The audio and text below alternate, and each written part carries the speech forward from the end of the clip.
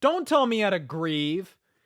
Just so happens I mourn by making a YouTube video, Googling stuff. And mourn shall I do, because everybody, we lost a fighter. Arcade1UP has practically been acquired by the company Basic Fun. Now, some of you may not know what any of that means, and to that I go, Jesus Christ. I mean, there were some basic words in that sentence. I've talked about Arcade1UP throughout the years, primarily because this company has always been interesting to me.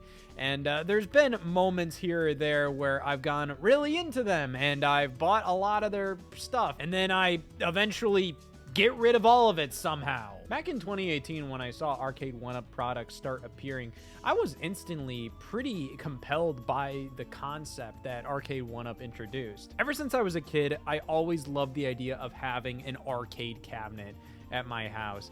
Just the concept of something that you can only find out and about being available at your house has always intrigued me. Hell, put a fucking voting machine in my basement. I'll take it. That's cool. You know, ever since I was a kid, I had a huge affinity for those classic Namco games. I played those a lot with my parents on those old plug and plays and on, you know, game consoles, or whenever we would see like an arcade cabinet out in the wild, like a Pac-Man or a Galaga machine. I just always had a very large liking towards those games, and I always thought it would be really cool to own a home arcade unit, because those games just weren't really the same using like a controller, a D-pad, or even like the plug and play unit with those cheaper squeaky joysticks. Like, you know, sometimes they got close enough to satisfy me in that moment, but most of the time, like, I always was just yearning for an actual arcade machine. And that's just talking from a strictly gameplay perspective. I mean, aesthetically, that's just cool as hell to have an arcade machine in your house somewhere. But the idea of owning an arcade cabinet at your house oftentimes has two major problems coming across it. The price and the size. You can find arcade cabinets at pretty decent prices, like going to arcade auctions or even like Facebook Marketplace or whatnot. You can find some good arcade machines for maybe a couple $100 sometimes. Of course, there's a lot of the arcade machines that everybody wants, stuff like the old school Namco, Nintendo stuff. For that stuff, you're gonna pay like $1,000, $2,000, $3,000. Or then you have like the super big things, like the big ass machines, DDR, the racing games, whatever. So, okay, arcade machines you can get for maybe a couple $100 sometimes, maybe if it's a arcade that needs some work, or maybe not a ton of people want, or they could cost tens of thousands of dollars. Who knows? But even if you get an arcade machine for a really good deal, there is maintenance involved, and you gotta learn that shit in and out. There's a reason why I've seen so many people run pretty much arcade warehouses where they do maintenance on old arcade machines. They clean them up, they give them better paint jobs, they fix screen problems, fix control problems. So the thing is, you either have to learn how to do that stuff yourself, or you gotta pay money to get somebody out there. And there's not like a ton of people out there. It's not like this huge thing where like there's somebody just around the corner that runs an arcade repair shop. Like, you gotta be lucky to have somebody like that around that you could just call. And on top of that, shipping the damn thing. Let's say if you're shipping an arcade cabinet, that's gonna cost a ton of money, because arcade machines are hundreds and hundreds of pounds, which goes into the other problem with having home arcade machines. Yeah, the size. They're incredibly large. They're hard to move around. So an arcade machine sounds like a really cool idea until you kind of get into the logistics of it. It's definitely possible for a lot of people to get an arcade machine for the home, but do you really want that? So in came Arcade1UP. In 2018, I remember seeing them introduce stuff like a Galaga machine, a Street Fighter 2 machine, a Rampage machine. There was Atari machines, like a Centipede machine. And basically the idea of this is that these are home arcade units that get the job done. They're much smaller than a normal arcade machine, but they're big enough to give you the sensation of playing on an arcade unit. To make them cheaper and more usable in the home, you pretty much have to put them together like IKEA furniture. So you kind of just put them together via these cheaper planks of wood, you turn it on, and boom, you pretty much have an arcade cabinet in your home for $300. That was the original starting price of these units. And yeah, I was instantly intrigued. And eventually in November of 2018, I saw the Galaga machine at Walmart. I couldn't help myself. I love Galaga.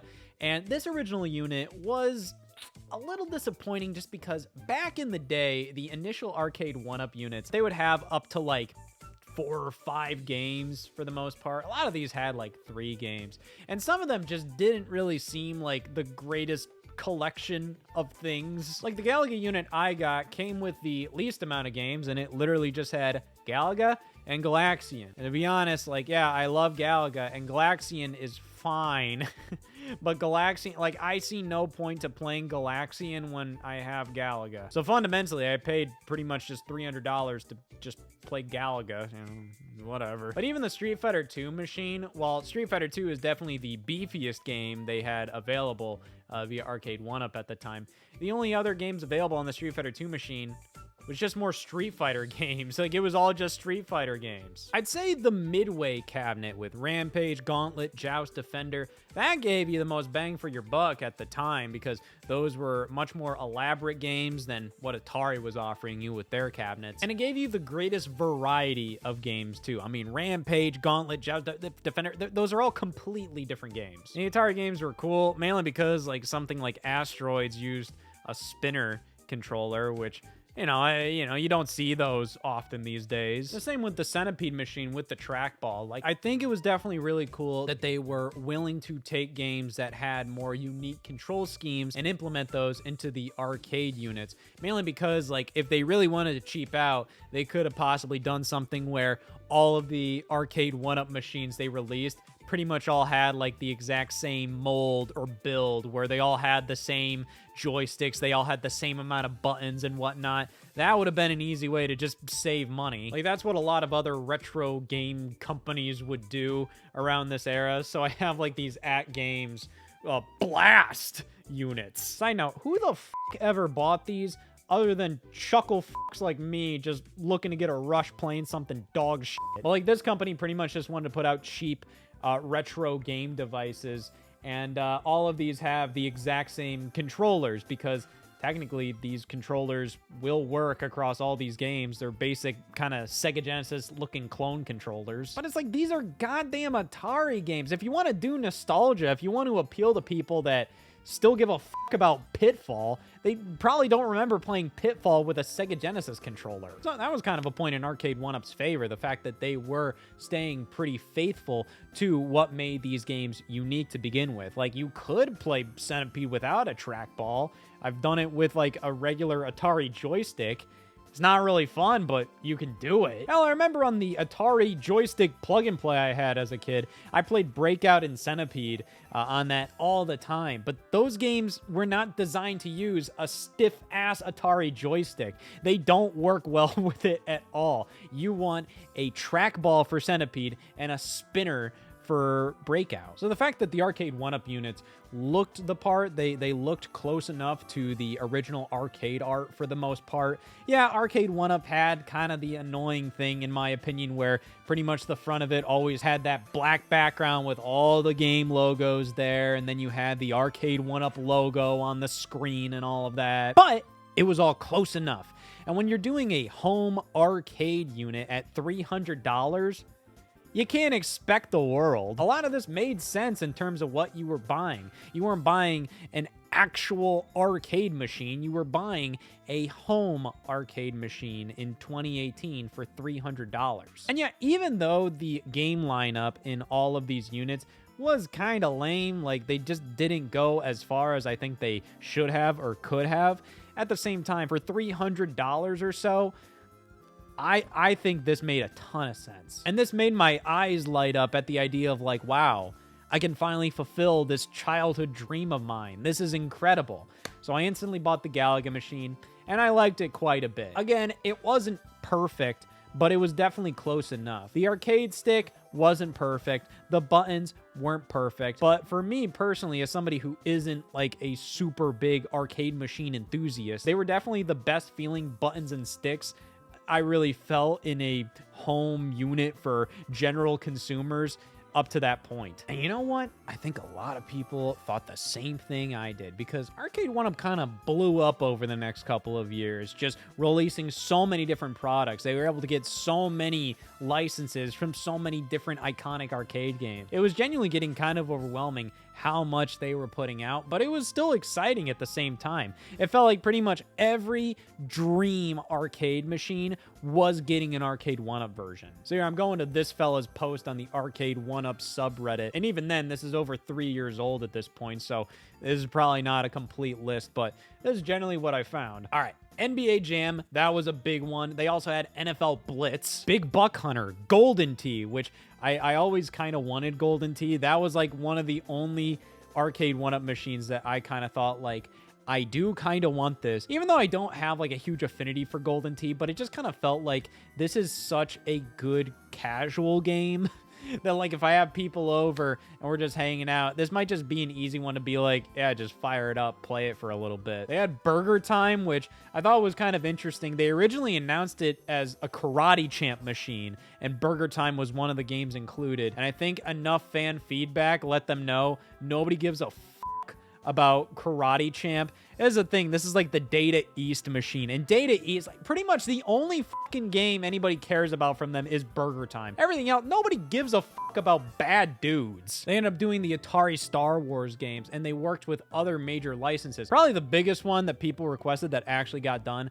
was the Simpsons arcade game. The Simpsons arcade game is often kind of lauded as one of the all-time greatest arcade games. Actually, at a barcade recently, me and the guys actually played through the entire game, and like, you know, like I'm like, it's the Simpsons arcade game, it's a classic, but sometimes I'm just kind of like, guys, I wouldn't say this is like, wow, holy shit, you gotta do the Simpsons arcade. It's a mindless beat 'em up. It's fun for what it is, but like, holy shit. What's actually included with the Simpsons Arcade1UP unit that I had personal attachment to, that I was like, holy shit, was The Simpsons Bowling, which was another game done by Konami, and I remember playing that at Frickers with my dad. They did Frogger, which is actually one of the last few Arcade1UP machines that I have, not because I have an attachment to it, but more so because I don't know anybody that wants it. So it's currently at our Blue Border Entertainment offices. Eric plays Time Pilot sometimes. Editor's note, do B-roll. Like, film Eric playing Time Pilot on the Frogger machine and have him turn around to the camera and say something. I don't know, just have him say, like, that I do. Hey everybody, so I've been waiting to get Eric at the office for a couple weeks now. Hasn't happened yet, so I'm just gonna do it myself. I'm really sorry. We wanted to get Eric here. Would've been funny. I think the joke will land a little better, but the show must go on, I guess, or whatever they say. So here we go. Let's try that cutaway now. Hope you enjoy it.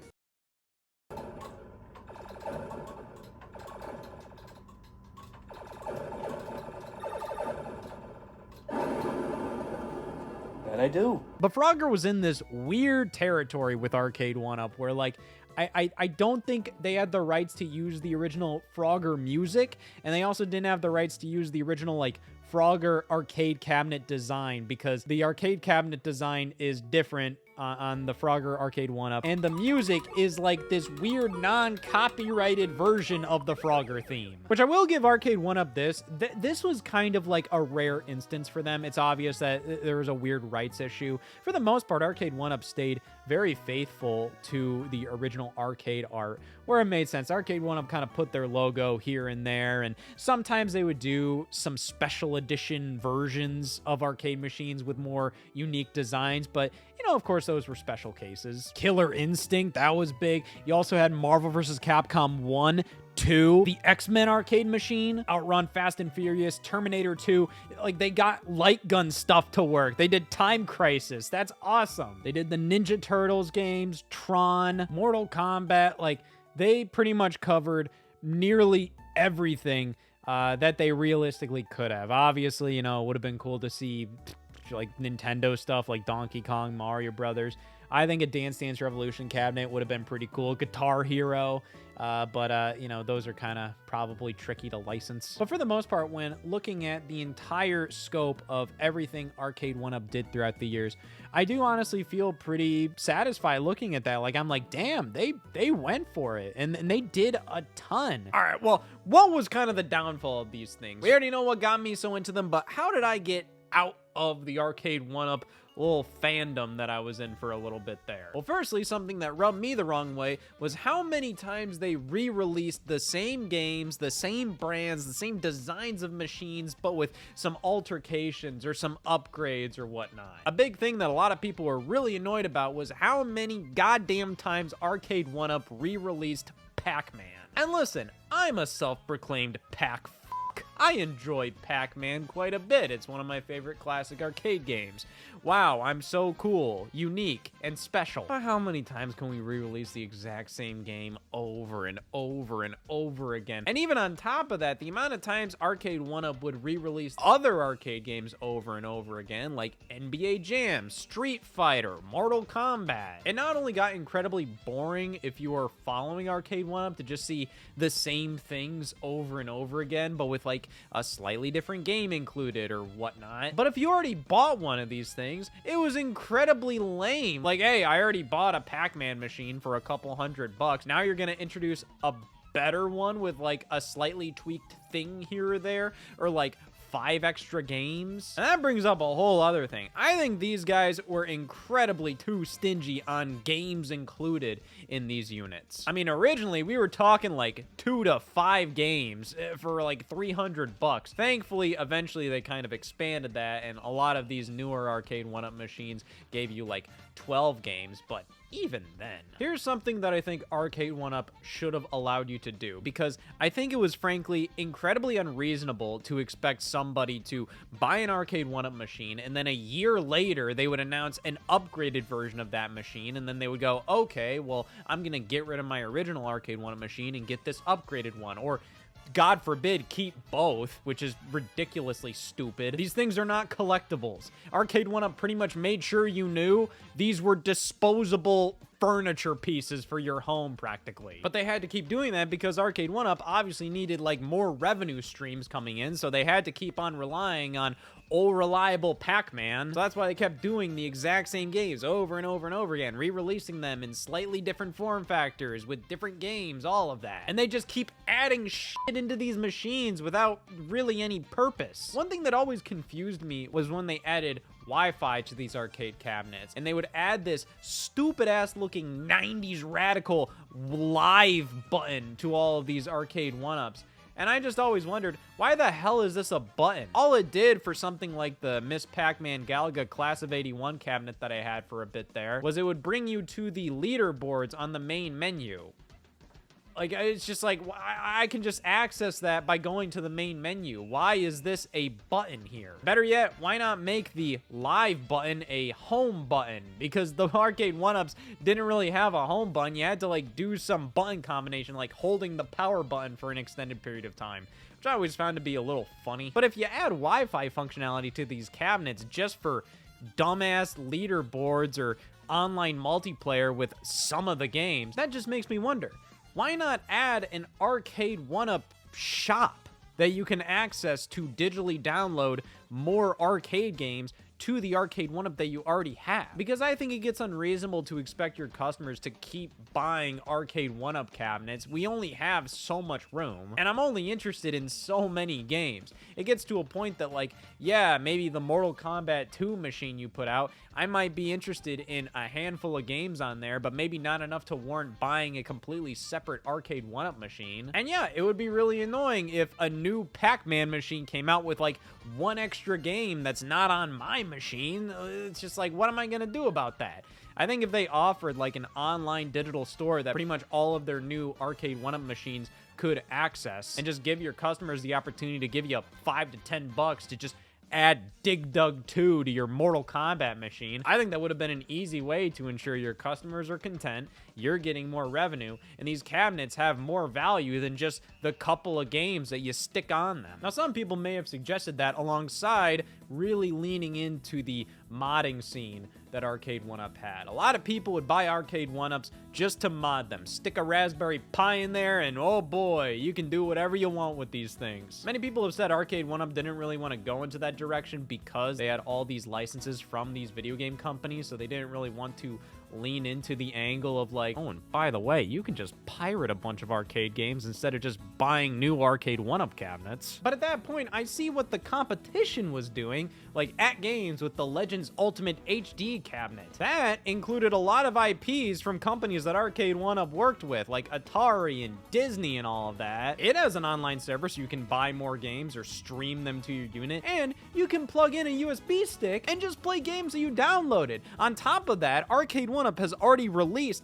these shitty plug-and-play consoles that had like an SD card slot on the back, which enabled you to play ROMs on those. And those HDMI consoles were themed after Mega Man and Pac-Man, so it just confuses me as to why they wouldn't allow that kind of stuff to happen on their actual arcade cabinets. It's really strange because I feel like a big-ass arcade cabinet like that could really use it to really warrant you keeping it around. You know, the idea of having an arcade cabinet is cool, and then I got a bunch from Arcade1UP, and then I looked at them, and I'm just like, I don't want all these. It makes a lot more sense for me to have just one arcade cabinet that has the games I want to play on it, rather than create my own shitty home arcade with a bunch of IKEA-ass feeling arcade cabinets. Because that's another problem Arcade1UP had. You know, when they stuck to the original vision, $300 arcade cabinets, and when they were kind of pushing this idea when it was kind of a newer concept,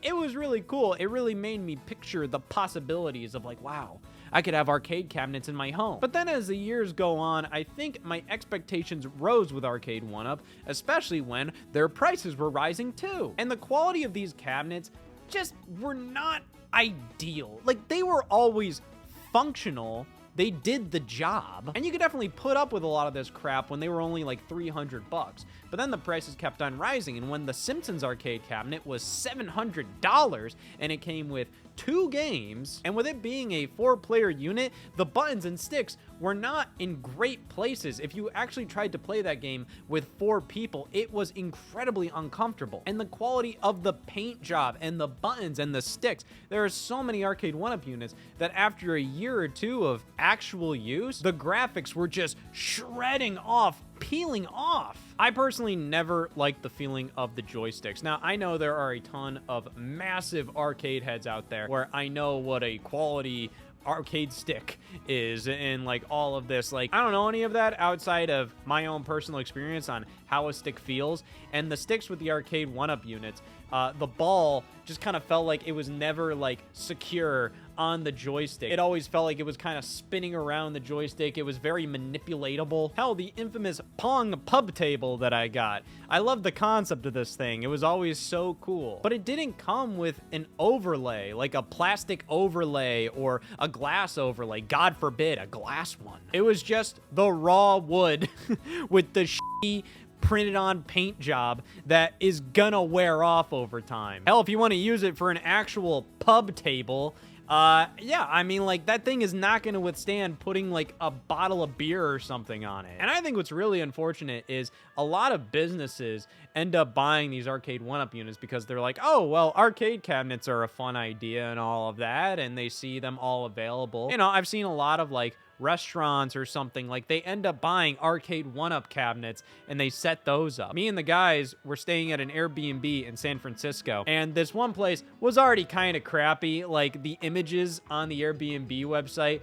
were like, oh wow, this is so nice and everything. And then, like, I don't know, like, all the walls were incredibly scuffed up and dirty. We found a bag of weed in the laundry room. They advertised it as having this ultimate game room, and it was just a bunch of Arcade1UP cabinets. They were all completely broken. The Ridge Racer cabinet, the wheel was pretty much like coming off. All of the other cabinets, some of them didn't even turn on. And this set in a lot more for me because I finally picked up a sort of actual arcade cabinet. I got a Pac-Man's Arcade Party home cabinet. This was released around 2010. And yeah, this one was released by Namco themselves and was designed more so for home use compared to, you know, an actual coin-op. However, the quality is just night and day different. I mean, just the fact that this is such a sturdy big, heavy arcade cabinet means this thing ain't wiggling around when you're jerking the joystick to and fro. And the joystick itself, oh, wouldn't you know, I don't have the stupid-ass issue I had with the Arcade1UP cabinets where the fucking ball on top of the joystick is just twirling all around. And believe me, I am incredibly lucky to be able to afford an arcade cabinet like this and have the space to do it. And I couldn't do it without you watching me bitch about cheaper arcade cabinets right here, so thank you very much. But overall, this authentic arcade cabinet cost around $1,000 for me, and the X-Men Arcade1UP cabinet was like $700. And now, since it's not in production now, people on eBay are trying to sell this thing for like nearly $2,000. And buddy, the quality of these Arcade1UP units is not worth more than I would put them at like 400 bucks. And that's being generous. 400 bucks is still a big chunk of change. But I think some of these Arcade1UP units are worth that. I mean, these are big units and they come with cool games and stuff, and some of them have neat features. But anything more than 300, 400 bucks for these things, and it's absurd. You're talking about buying an actual arcade cabinet at some of these prices. And these things are just straight up not the quality of a traditional arcade cabinet. Especially a lot of the stuff they put out near the end of their time. I bought one of their little countercades. I randomly saw them at Meijer for Miss Pac-Man, and I thought, you know what? Why not? I wanted to get one for the Blue Border Entertainment office, you know, for company morale to go up. And I remember saying like, all right, I don't really want like any of the bigger ones anymore, but this smaller one, why not? I'll give it a try. And then I turned it on and yeah, the screen is too tall. And this is something I've noticed with a lot of more modern Arcade1UP releases. They don't care about the screen size anymore. They will put whatever screen size they can get in these units and then do some weird ass letterboxing thing. This Miss Pac-Man one always perpetually has the game logo during gameplay, so then they can fill up the screen more. And they obviously did this as a giant cost-cutting measure. A lot of these arcade games use old-ass aspect ratios that they don't really make screens you can just buy from a manufacturer as easily anymore. So they probably just got the cheapest screen in the closest size possible that they could, put it in these units, and then programmed in a shitty letterboxing effect or something. You can see they did the same thing with the classic SE releases that they did, which were kind of re-releases of older Arcade1UP units. But you can see Mortal Kombat has this letterboxing on the side. Pac-Man and Miss Pac-Man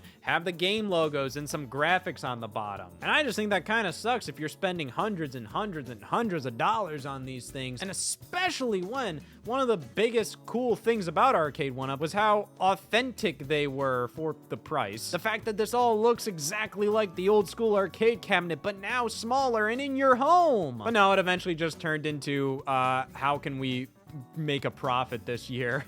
Because holy we are struggling. I will give Arcade1UP this. They did have a couple of out-of-the-box ideas that were pretty neat, but none of them really grabbed me, and a lot of them just kind of went against the whole fun of a lot of these concepts. So, for example, they did the Arcade1UP pinball machines, and I thought initially like, oh man, pinball's another thing that I think would be super cool to have an actual machine in my home. But it's a virtual pinball machine, and I understand because pinball is a very specific thing. When you have to deal with as many physical things as you have to deal with a pinball machine, it just becomes a logistical nightmare. So their solution was a virtual pinball machine, which, you know, I will contest can be enjoyable, I guess, but like, I don't know. A virtual pinball machine always kind of went against the fun of a pinball machine, in my opinion. And especially when they were selling these things for like $500. I'm just like, firstly, these things look cheap as hell. And second, at that price, and if we're doing virtual pinball, have like a bunch of different boards on the virtual pinball table. The three they released, which is Marvel, Star Wars, and Attack from Mars, they only had 10 different pinball table games that you could go through on each machine. I'm just thinking like, whoa, were they really expecting you to buy all three of the pinball machines if you really wanted to play pinball? What the fuck is the difference? They're all the same fucking unit. Just put all of the pinball games on one unit. Like, if these weren't virtual pinball machines, yeah, of course, yeah, have multiple pinball machines. But at this point, like, yeah, look at all of these different pinball machines they put out. They're just the same fucking thing, but with different stickers. They did the Casino-cade, which, again, was kind of a cute idea, and it kind of made sense.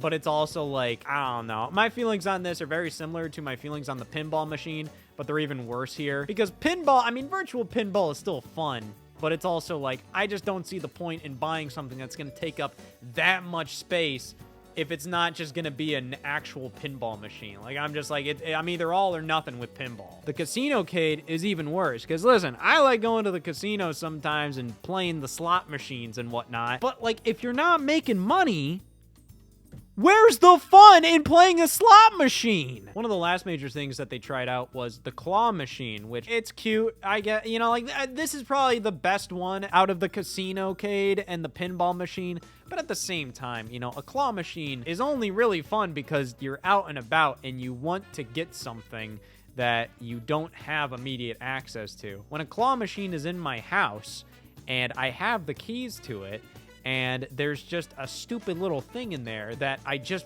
want to get with the claw machine just to do it. Again, it kind of takes the fun out of things. But I mean, I understand the point of this. It's a novelty item, but a novelty item at $650. And it's like, okay, cool, you have a claw machine. But I've heard a lot of notes about this claw machine being like, hey, you can't really put anything that's like even remotely a bit heavier in here because this claw isn't strong enough to get it. So from my perspective, you have to have a very particular use in mind for these claw machines, or else they're really just not going to be doing a damn thing for you. They're just going to take up too much space and you're never going to use them. But don't get it twisted. I do have a lot of respect for Arcade1UP doing this kind of stuff. I think it's fun, and it's genuinely very cool for me to see a lot of these things that I had a lot of wonder in my eyes about as a kid when I'd go out and about to a restaurant or an arcade or a pizza place or whatever, where there would be arcade games or claw machines or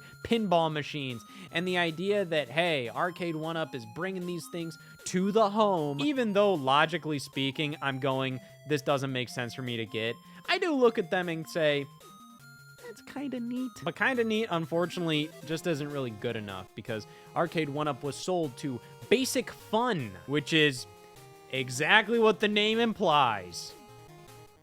Basic Fun. They have an Arcade Classics line, and these guys put out some of the worst little miniature arcade cabinets of the lot that started appearing in stores a couple of years ago. You had tiny arcades, which was like the biggest novelty of the bunch. They were literally like keychain sized arcade cabinets, but they're cute for what they are. They're like 10 to 20 bucks, and they have the actual arcade cabinets on them. I like the tiny arcade line. I think they're kind of cute. Yeah, my arcade, which I don't fucking like them at all. I think they're lame as hell. We already talked about AtGames a bit ago. AtGames has kind of shifted into the home arcade cabinet and pinball market, and that's kind of been one of Arcade1UP's biggest competitors there.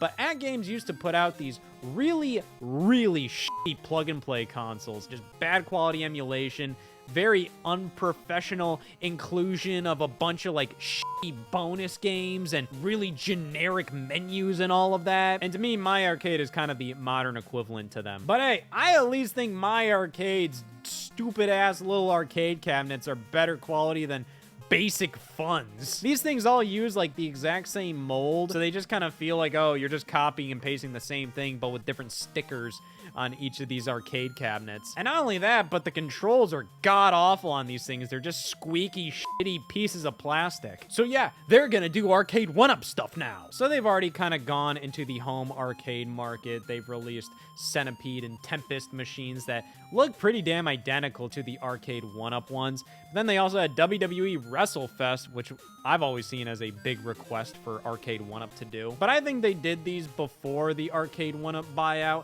After the Arcade1UP buyout, Basic Fun put out this Junior Series Pac-Man arcade cabinet, which is pretty much just their version of the Arcade1UP Junior cabinets, which Arcade1UP already put out a couple of years ago. I don't think this did necessarily well because they only did Pac-Man Arcade1UP Junior in some Paw Patrol-ass game, Arcade1UP Jr. But I'm sure that's what they meant by Basic Fun acquired certain assets from Arcade1UP. But a question remains, what's next for the home arcade market? And buddy, I think we've seen the peak of this. I think Arcade1UP failed because this was their entire shtick. Basic Fun probably makes sense to pick up the Arcade1UP mantle because they do way more than arcade machines at the home. But I think the problem is everybody that wanted these things bought them. And people like me that got really into the idea of Arcade1UP eventually kind of fell out of love with it. And I eventually thought, yeah, this kind of sucks. I don't really want to buy more of these. Or people bought one Arcade1UP cabinet, played around with it for a little bit, and then modded it and put every game they could possibly ever want on it, and they never needed another Arcade1UP ever again. But I think Arcade1UP just kept on dropping the ball with quality concerns. Again, they never put out, like, unplayable products or anything. And a lot of times their products looked good enough, felt good enough, like, I guess, but for the amount of money that you were paying. And for a year later, they announce a brand new version of the same arcade cabinet you just got. And I think for me personally, I just eventually kind of grew up and I realized I don't need or want a bunch of arcade cabinets. I love arcade games, but that's why I just got the Pac-Man arcade party one, because I'm just like, yeah, fundamentally, if I'm gonna have one arcade cabinet, I'm gonna get this one because these are the games that I grew up with. Like, I'm like, this is kind of the arcade cabinet I've always wanted. I've always wanted an old school Namco one, even though this one is not really old school. It's more of a re-release, but still. And I'm just happy having one with the games I want. And then potentially, you know what? If I really want every arcade game ever made, or there's an arcade game I really want, I can get a multicade. I can buy a shitty Arcade1UP nobody wants, and I can mod that. Why would I wait for Arcade1UP to get the license and release an arcade game that I want to play, all for it to be way too expensive, for them to drop the ball in some way, for the quality to just not really be where I want it to be? It's just not worth it. And I think Arcade1UP kind of died because I think their entire market already either got one or got a bunch, and eventually just they didn't really have much else that they needed to buy from them. We only have so much space, you know? And at that point, if you have a bunch of space and you're spending thousands of dollars on these things, buddy, I would recommend investing in just an actual arcade cabinet at that point. You're obviously very serious about this, and yes, the idea of moving that around, lugging that around, isn't the prettiest. But believe me, a lot of the people that buy a shit ton of Arcade1UPs, they don't move them around like crazy. Like, they want a traditional big old home arcade. So at that point, buddy, just buy a fucking arcade cabinet. Or you can be a reasonable human being and not get an arcade cabinet for your home.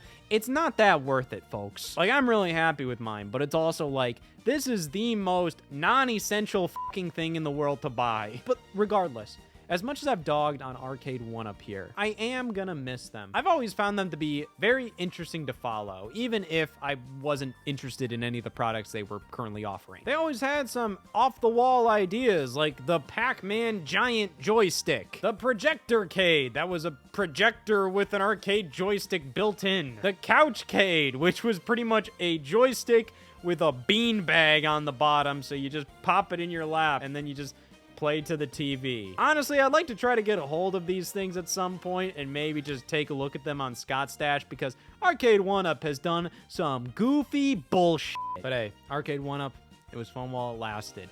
You guys had your faults, but it was always interesting to follow y'all. So farewell, you sick freaks.